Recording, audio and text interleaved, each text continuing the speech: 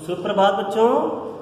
आज हम कक्षा 9 विषय हिंदी काव्यखंड में पाठ 1 पढ़ेंगे साखी, जिसके रचनाकार है संत कबीरदास जी। इसमें 1 से लेकर के 7 तक आपने पिछली कक्षा में पढ़ा है।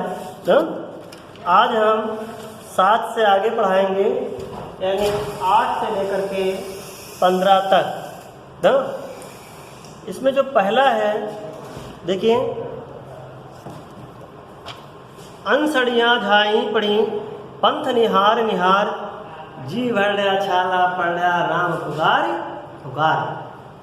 कबीरदास जी कहते हैं कि वह जीवात्मा उस परमात्मा से मिलने के लिए अत्यंत बेचैन हो रही है और उसका रास्ता देखने के लिए आंखें बिछाए हुए हैं। उसका रास्ता देखते देखते आंखों में झाइयाँ पड़ गई हैं। पंथ निहार निहार यानी रास्ता देखते देखते आंखों में झाइयाँ पड़ गई हैं और जी भरया छाला पड़ गया, और उसका नाम पुकारते पुकारते जीभ में छाले पड़ गए हैं।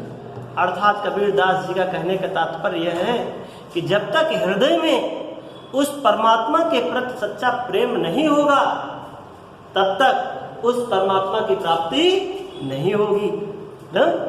तो कबीरदास जी की जीवात्मा उस परमात्मा से मिलने के लिए अत्यंत व्याकुल हो रही है न?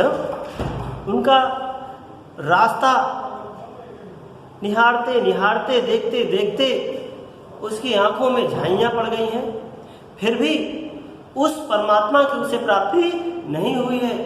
उनका नाम लेते लेते पुकारते पुकारते जीभ में छाले पड़ गए हैं, फिर भी उस परमात्मा की प्राप्ति नहीं हुई है।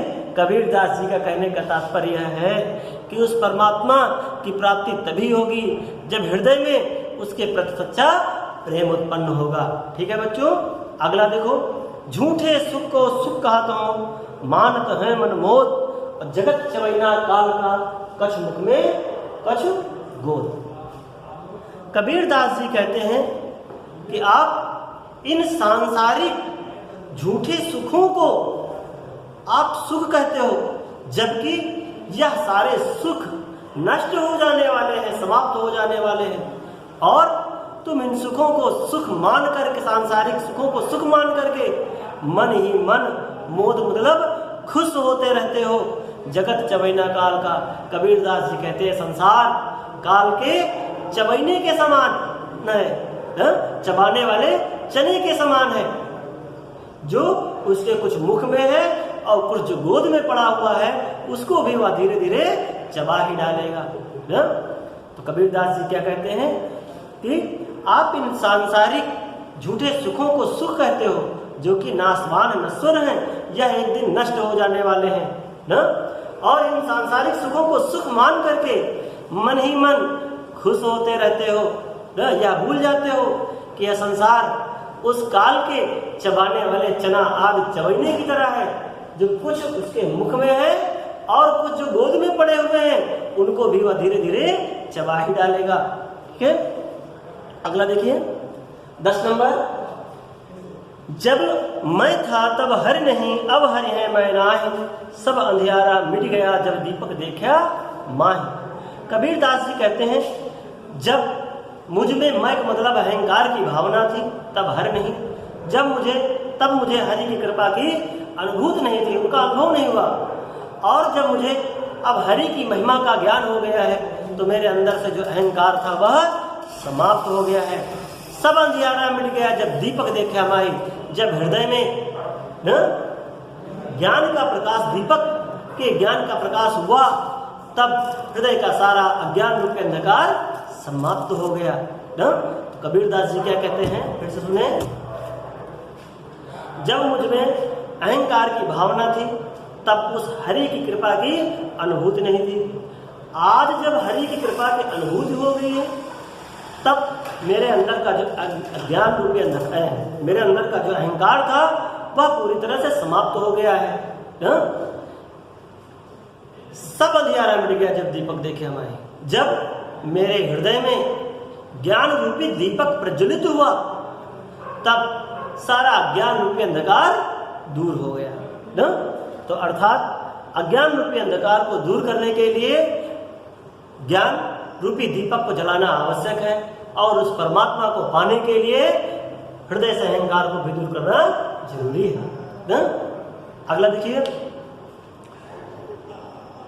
कबीर कहाँ गरबियो ऊंचे देखी आवास, काल परो भूई लोटड़ा ऊपर जामे घास। कबीर दास जी कहते हैं कि आप अपने ऊंचे स्थान को या आवास को, महल को देख करके गर्व करते हो ना। या तो कल नष्ट हो जाने वाले हैं, नश्वर हैं, और जब ये नष्ट हो जाएंगे तो इनके ऊपर जामे घास, तो इनके ऊपर घास ही उगेगी। वैसे ही ये शरीर भी एक दिन नष्ट हो जाएगा, और नष्ट होने के बाद जब धूल में मिल जाएगा तो इसके ऊपर घास ही उगेगी, है ना। तो कबीर दास जी कहते हैं हमें अपने पद और अपने धन पर किसी भी प्रकार का अहंकार नहीं करना चाहिए, ये सभी नष्ट हो जाने वाले हैं। ठीक है बच्चों,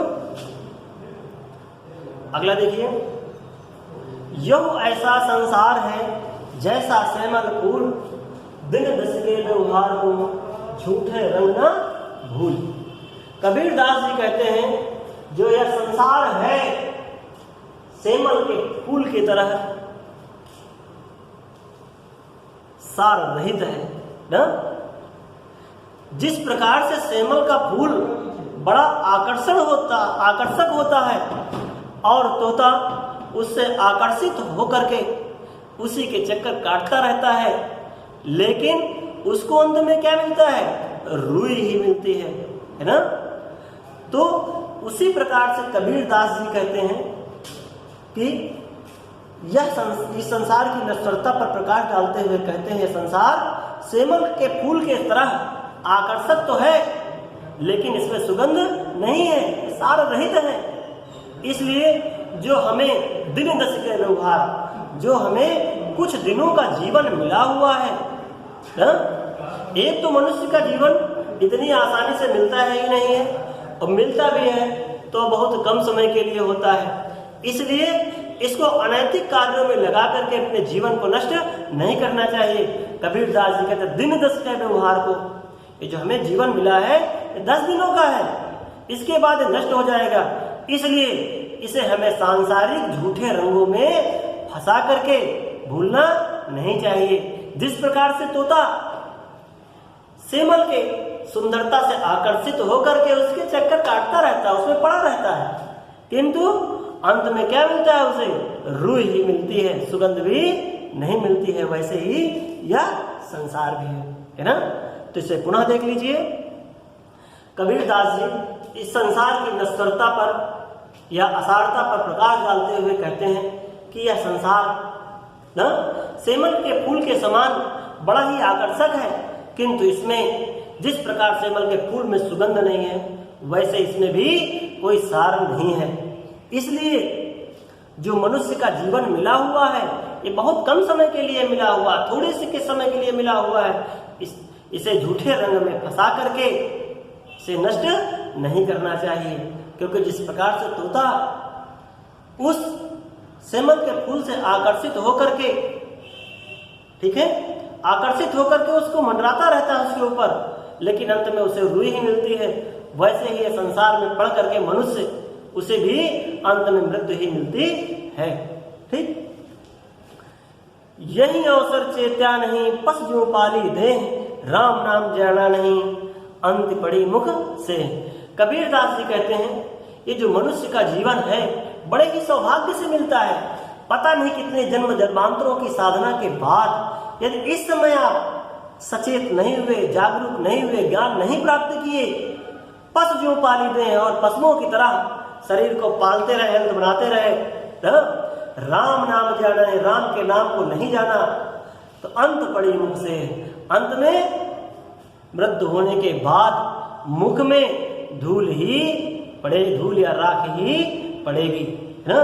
तो इसलिए इस जीवन को पा करके, इस शरीर को पा करके हमें उस परमात्मा की महिमा को जानना जरूरी है।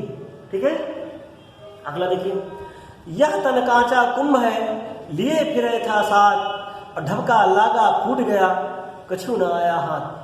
कबीर दास जी कहते तन माने शरीर, यह शरीर कच्चे घड़े के समान है, तू इसे लिए लिए घूम रहा है ना, इसे लिए लिए घूम रहा है, और जरा सा यदि धक्का लग गया तो ये घड़े के समान फूट जाएगा, कुछ भी हाथ में आने वाला नहीं है।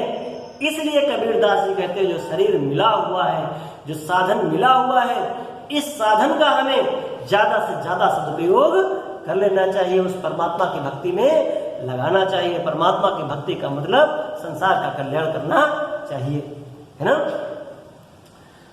अंतिम देखिए, कबीर कहाँ द्रव्यो देखी देख श्रम, बिछड़िया मिलब्यो नहीं ज्यो कांचली भुजा ना। कबीर दास जी कहते हैं तुम इस अपने सुंदर शरीर को देख करके नहीं, और सुरंग माने सुंदर, अपने सुंदर शरीर को देख करके इस पर गर्व कर रहे हो ना। या तो उसी तरीके से है जिस प्रकार से केचुल, सांप की केचुल एक बार छूट जाती है तो उसे दोबारा नहीं मिलती है, वैसे यह शरीर भी मृत्यु होने के बाद यह दोबारा शरीर नहीं मिलेगा। इसलिए इस शरीर पर कबीरदास जी कहते हैं हमें अहंकार नहीं करना चाहिए। ठीक है बच्चों, धन्यवाद। आज हम यहीं तक पढ़ते हैं, पाठ समाप्त हो गया है। आप इसमें से आगे जो है 9 नंबर, 12 नंबर और 14 नंबर की हिंदी में संदर्भ सहित व्याख्या करेंगे। ठीक है, धन्यवाद बच्चों।